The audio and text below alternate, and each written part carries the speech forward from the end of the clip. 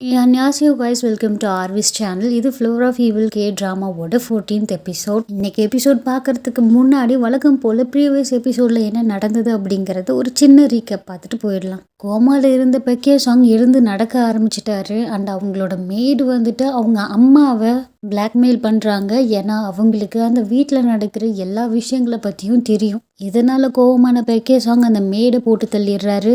And அந்த ஃபேமிலியே சேர்ந்து நம்ம ஹீரோ அந்த கொலையை பண்ண மாதிரி ஃப்ரேம் பண்ணிடுறாங்க. நம்ம ஹீரோயினை அந்த விஷயத்த நம்பிடுறாங்க. நம்ம ஹீரோ மேலே சந்தேகப்பட ஆரம்பிக்கிறாங்க. அண்ட் இன்னொரு சைடு போலீஸ் டீம் எல்லாருக்கும் நம்ம ஹீரோயினோட ஹஸ்பண்ட் தான் உண்மையான டூவைன்ஸோ அப்படிங்கிற விஷயம் தெரிய வருது.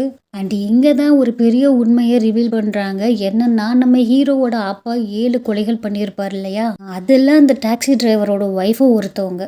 உண்மை என்னன்னா அந்த டாக்ஸி டிரைவரோட ஒய்ஃபை நம்ம ஹீரோவோட அப்பா கொண்டு இருக்க மாட்டாரு. அந்த லேடியை நம்ம கிட்னாப்பர் பத்திரமா ஒரு மென்டல் ஹாஸ்பிட்டலில் வச்சிருப்பாங்க.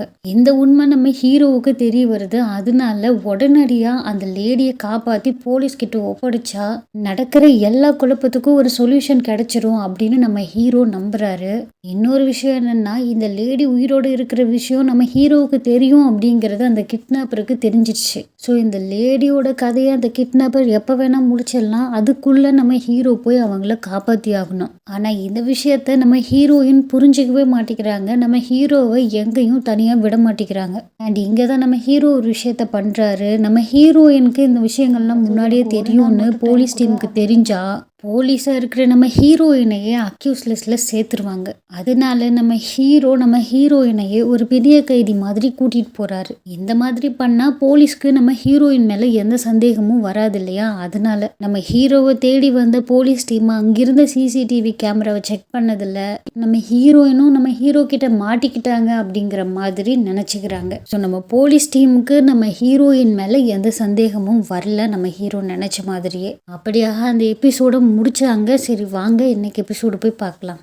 வழக்கம் போல் எபிசோடோட ஸ்டார்டிங்கில் பாஸ்டில் நடந்த ஒரு விஷயத்தை தான் காட்டுறாங்க. ஒரு பர்சன் மிஸ்ஸிங்னு சொல்லிட்டு போஸ்டர் ஒன்று எடுத்து நீட்டுறாரு நம்ம பெக்கே சாங். அந்த நோட்டீஸை யார்கிட்ட கொடுக்குறாங்க அப்படின்னா நம்ம ஹீரோவோட அப்பா கிட்ட தான். அந்த மிஸ் ஆன பர்சன் வேற யாரும் இல்லை, அந்த டாக்ஸி டிரைவரோட ஒய்ஃப் ஜியோமின் சூக் தான். அண்ட் கடத்தினது இவங்க தான். அந்த லேடியை கடத்தி வச்சிருக்காங்க. அண்ட் அவங்க முன்னாடியே இவங்க 2 பேருக்குள்ள ஒரு கான்வர்சேஷன் போயிட்டு இருக்கு. என்னன்னா இவங்களோட கொள்கைப்படி இவங்க ஒருத்தரை கடத்துறாங்க அப்படின்னா அந்த நபருக்கு வேற யாரும் சொந்தக்காரங்களாம் இருக்கக்கூடாது. அவங்க இறந்து போனா கூட அவங்கள தேடி யாரும் வந்துடக்கூடாது. ஸோ அந்த மாதிரி ஒரு பர்சனை தான் அவங்க கடத்துவாங்க. இங்கே தான் நம்ம பெக்கே சாங் ஒரு தப்பு பண்ணிடுறாரு. அவர் கடத்தின இந்த லேடி ஜியோமின் சூக்கு ஹஸ்பண்ட் இருக்காரு.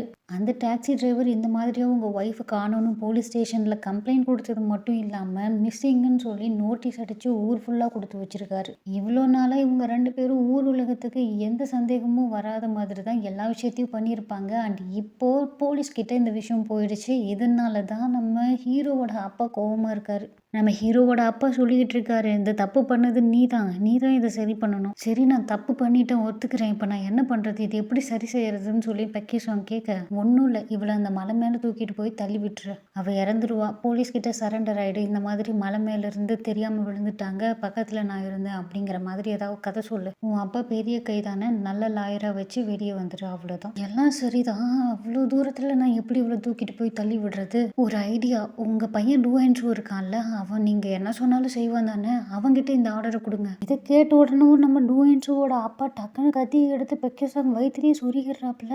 பார்த்தா அது பட்டன் டைப் கத்தி. பெக்கே சாங் பயந்துடுறாரு. டூஹென்ஸோட அப்பா சொல்கிறாரு, இதை பாரு, நான் நினச்சேன்னா இப்போவே உன்னை குத்தி கொன்னுட முடியும், இன்னொரு முறை அவன் பேரை சொல்லிடாத, உனக்கு புரிஞ்சிருக்கும்னு நினைக்கிறேன், நான் சொன்னதை செய், இப்போ நீ என்ன பண்ணணும்னு தெரியும்ல அப்படின்னு சொல்லி கேட்க, தெரியும் அப்படின்னு அவர் நிற்கிறாரு. அண்ட் அப்போவே நம்ம பெக்கே சாங் ஒரு மாதிரி ஆயிடுறாரு. அப்படி சைக்கோத்தனமாக பார்க்குறாரு. அப்படியே கட் பண்ணி ப்ரெசன்ட் டைமில் நடக்கிறத காட்டுறாங்க. நம்ம பெக்கே சாங் ஆஃபீஸர் லீக்கும் அவங்க அம்மாவுக்கும் ஒரு கான்வர்சேஷன் போயிட்டுருக்கோம் இல்லையா, அதை ஒளிஞ்சு நின்று பார்த்துட்ருப்பார் இல்லையா, அந்த சீனை காட்டுறாங்க. நம்ம ஆஃபீஸர் லீ கேட்டிருப்பாரு, அந்த மேடு இறந்ததில் உங்களுக்கு யார் மேலேயாவது சந்தேகம் இருக்கா அப்படின்னு சொல்லிட்டு. அதுக்கு அந்த அம்மா சொல்லியிருப்பாங்க, எனக்கு ஒருத்தர் மேலே சந்தேகம் இருக்கு, டூஹென்ஸு, 15 வருஷத்துக்கு முன்னாடி நாங்கள் அவனை பார்த்தோம், வாழ்க்கையை இழந்த ஒரு பையன், அவனை பார்க்கும்போது இறந்து போன எங்கள் பையன் பெக்கே சாங் மாதிரியே இருந்தது. அதனால நாங்கள் அவனை எங்கள் பையன் மாதிரி வளர்க்க ஆரம்பித்தோம். எங்களோட பையனோட பேரு கூட அவனுக்கு கொடுத்தோம் அப்படின்னு சொல்ல இங்கே கட் பண்ணி அப்படியே நம்ம ஹீரோவை தான் காட்டுறாங்க. நம்ம ஹீரோயினோட கழுத்துலேயே நைஃப் எடுத்து வச்சிருக்காரு அண்ட் அவர் சொல்லிட்டு இருக்காரு இந்த மாதிரி இதுக்கப்புறம் நான் யாரையுமே நம்ப போறதில்ல. அதுக்கு நம்ம ஹீரோயின் நீங்க இந்த மாதிரி பண்ணக்கூடாது, இப்படி பண்றதுனால உங்களுக்கு எந்த நன்மையும் நடக்க போறதில்ல.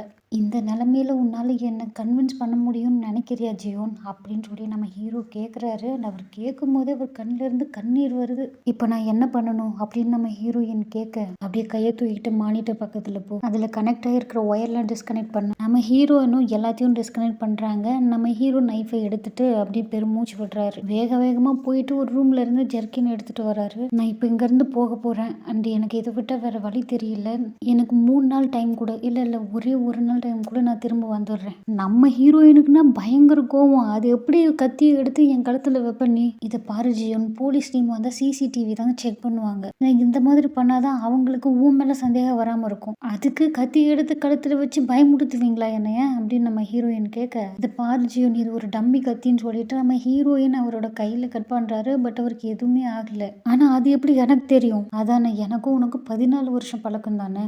என்னோட நெக்ஸ்ட் மூவ் என்னங்கிறது உனக்கு எப்படி தெரியும்? ஆனா என்னோட ஒய்ஃப் ஜியோனுக்கு தெரியும்னு நினைச்சேன். இப்போ நீங்க என் மேல கோவப்படுறீங்களா? நான் எதுக்காக உன் மேல கோவப்படணும் ஜியோன்? ஏன்னா நான் ஒரு முட்டாள் தானே. என்னோட ஒய்ஃப் இன்வெஸ்டிகேட் பண்ண போற அந்த மர்டர் கேஸ்ல என்னோட ஃபிங்கர் பிரிண்ட்டை நானே விட்டுட்டு வருவேனா என்ன அப்படின்னு நம்ம ஹீரோ ரொம்ப எமோஷனலா பேச, அதுக்கு நம்ம ஹீரோயின் இப்போ எமோஷனல் ஆகிறதுக்கான டைம் கிடையாது. நான் இப்போ எமோஷனலா இல்லை ஜியோன், இப்போதான் நான் என்னோட கரெக்டான மைண்ட்ல இருக்கேன். சரியா? என்னை மன்னிச்சிட்டு ஜியோன். இதை பாரு, ஜியோ மின்சோ உயிரோடு இருக்கிறாங்க. என்ன? ஆமா, இறந்து போனதா நினைச்சுக்கிட்டு இருக்கிறேன். அந்த டாக்ஸி டிரைவரோட ஒய்ஃப் ஜியோ மின்சோக்கு உயிரோட தான் இருக்காங்க. அண்ட் அந்த கிட்னாப்பர் தான் கடத்தி வச்சிருக்கான் அவங்கள. ஸோ எனக்கு ஒரு நாள் மட்டும் டைம் கொடு, அவங்கள நான் காப்பாற்றி கூட்டிட்டு வரேன். அண்ட் அந்த கில்லர் யாருங்கிறதையும் நான் கண்டுபிடிச்சிடுறேன். இது எல்லாத்தையும் நானே பண்ணிடுறேன். சரியா? ஆனா அவங்க எப்படி உயிரோடு இருக்க முடியும்னு நம்ம ஹீரோயின் கேட்க, அதெல்லாம் எக்ஸ்பிளைன் பண்றதுக்கு இப்போ டைம் இல்லை. இன்னும் கொஞ்ச நேரத்துல போலீஸ் டீம் அங்கே வந்துருவாங்க. நான் உடனே கிளம்பி ஆகணும் ஜியோன் அப்படின்னு சொல்ல, என்னால் உங்களை தனியாக விட முடியாது அப்படின்னு சொல்லிட்டு நம்ம ஹீரோயின் ஹேண்ட் கஃப் எடுத்து அவங்களோட கையிலையும் நம்ம ஹீரோவோட கையையும் சேர்த்து லாக் பண்ணிக்கிறாங்க. இப்போ கரெக்டாக போலீஸ் டீம் அங்கே வந்துடுறாங்க. சத்தத்தை கேட்ட உடனே அங்கே இருந்த சீக்ரெட் ரூமில் நம்ம ஹீரோவும் ஹீரோயினும் போயிட்டு மறைஞ்சிக்கிறாங்க. நம்ம ஹீரோ நினச்ச மாதிரியே அங்கே இருந்த சிசிடிவி கேமராவை செக் பண்ணி பார்க்குறாங்க போலீஸ். அந்த ரெக்கார்டிங்ஸை செக் பண்ணதில் நம்ம ஹீரோயின் வந்துட்டு நம்ம ஹீரோ கிட்ட வகையாக மாட்டிக்கிட்டாங்க. நம்ம ஹீரோ நினச்ச மாதிரியே போலீஸ் டீம் வந்துட்டு நம்ம ஹீரோயின் மேலே சந்தேகப்படலை. ஆஃபீஸர் லீ சொல்கிறாரு அவங்க இங்கேருந்து போய் கொஞ்ச நேரம் தான் ஆகிருக்கணும். நம்ம இப்போவே தேட ஆரம்பித்தோன்னா டூ அண்ட் ஷோவை பிடிச்சிடலாம் அப்படின்னு சொல்லிட்டு அங்கேருந்து கிளம்புறாங்க. அண்ட் நம்ம ஹீரோவோட வீட்டுக்கு முன்னாடி போலீஸ் வந்துட்டு காவலுக்கு இருக்கிறாங்க. அப்போடா கிளம்பிட்டாங்கன்னு சொல்லிட்டு நம்ம ஹீரோவுக்கு இப்போ தான் கொஞ்சம் நிம்மதியாக இருக்குது. ஆனாலும் நம்ம ஹீரோயின் வந்து நம்ம ஹீரோவை விடுற மாதிரி இல்லை. இப்போவே போய் போலீஸில் சரண்டர் ஆகிடலான்னு நம்ம ஹீரோயின் சொல்ல, அதுக்கு நம்ம ஹீரோ ஒருவேளை நான் போலீஸ்கிட்ட சரண்டர் ஆகிட்டேன்னா அந்த கிட்னாப்பர் ஜோ மின்சோவை கொன்னுடுவான். அதனால ஒரு நாள் மட்டும் டைம் கொடு, நான் எல்லா பிரச்சனையும் சால்வ் பண்ணிடுறேன். முதல்ல இந்த ஹேண்ட் கஃபை கழட்டுறியா ப்ளீஸ்? அதுக்கு நம்ம ஹீரோயின் என்னால் முடியாது, நீங்கள் எங்கே போனீங்கன்னாலும் சரி நான் உங்கள் கூட வரேன் சொன்னால் கேட்க மாட்டேன். சரி ஓகேவா, ஃபர்ஸ்ட் இங்கேருந்து கிளம்பலான்னு சொல்லிட்டு நம்ம ஹீரோவும் ஹீரோயினும் அப்படியே வெளியே போகிறாங்க. பார்த்தா வெளியே போலீஸ் நின்றுட்டு இருக்கிறாங்க. அப்புறம் போலீஸ் கண்ணில் மண்ணை தூவிட்டு அவங்க 2 பேரும் வேற வழியாக வெளியே வந்துடுறாங்க. வெளியே வந்த பிறகு நம்ம ஹீரோ சொல்கிறாரு இப்போவும் டைம் இருக்குது, ப்ளீஸ் என்னை தனியாக விடுன்னு சொல்லி கேட்க, நம்ம ஹீரோயின் முடியாதுன்னு ஒரே வார்த்தையில் சொல்லிடுறாங்க. அப்படின்னா சரி இந்த ஐடி கார்டையாவது தூக்கி போட்டுட்டு வான்னு சொல்ல நம்ம ஹீரோயினும் கார்டை தூக்கி போட்டுட்டு வந்துடுறாங்க. இங்கே நம்ம போலீஸ் டீமுக்குன்னா டோர் சுழுந்துக்கிட்டு இருக்கு. இவ்வளோ நாளாக குற்றவாளி கூடவே இருந்திருக்கான், அதை கண்டுபிடிக்க துப்பு இல்லைன்னு சொல்லி மூச்சிலே துப்புறாரு அவங்களோட ஹையர் ஆஃபீஸர். நம்ம டீம் லீடரும் அதை தொடச்சி போட்டுட்டு நடந்த விஷயத்த சொல்லிகிட்டு இருக்காரு. அதுக்கப்புறம் அந்த ஹையர் ஆஃபீஸர் மொத்த போலீஸ் டீமையும் கேதர் பண்ணி இந்த விஷயத்த அனௌன்ஸ் பண்ணுறாரு. அண்ட் டூ அண்ட் ஷோ பிடிக்கிறது தான் நம்மளோட ஃபஸ்ட்டு ப்ரையாரிட்டி அப்படிங்கிறத சொல்கிறாரு. இங்கே நம்ம ஹீரோவும் ஹீரோயினும் அப்படியே நடந்து போய் ஒரு டாக்ஸியில் ஏறுறாங்க. அந்த டாக்ஸி டிரைவர் கேட்குறாரு எதுக்காக இந்த மாதிரி ஹேண்ட் கஃப் போட்டிருக்கு அப்படின்னு சொல்லிட்டு. அதுக்கு நம்ம ஹீரோ சொல்கிறாரு என் லவ்வரால் என்னை விட்டுட்டு ஒரு நிமிஷம் கூட பிரிஞ்சிருக்க முடியாது, அதனால தான் அப்படிங்கிறாங்க. அதுக்கு நம்ம ஹீரோயின் ஆமாம், உங்களை விட்டு ஒரு செகண்ட் நான் பிரிஞ்சிருந்தா கூட எனக்கு சாகிற மாதிரி இருக்கும் அப்படின்னு சொல்ல, அதுக்கு நம்ம ஹீரோ என் அன்பே இந்த மாதிரியான டாக்கெல்லாம் நம்ம 2 பேரும் மட்டும் இருக்கும்போது பேசிக்கலாமே அப்படிங்கிற மாதிரி சொல்கிறார். இங்கே கட் பண்ணி அப்படியே அந்த கிட்னாப்பரை காட்டுறாங்க. அவர் அந்த ஜியோ மின்சோவை கூண்டுக்குள்ளே போட்டு அடைச்சி வைக்கிறாங்க. அந்த லேடி கத்திக்கிட்டு இருக்காங்க எதனால இந்த மாதிரி பண்ணுறீங்க, ப்ளீஸ் இந்த மாதிரி பண்ணாதீங்க, என்னை விட்டுருங்க அப்படின்னு சொல்ல, ஐயோ அமைதியாரு அப்படின்னு சொல்லி மிரட்டுறாரு அந்த கிட்னாப்பர்.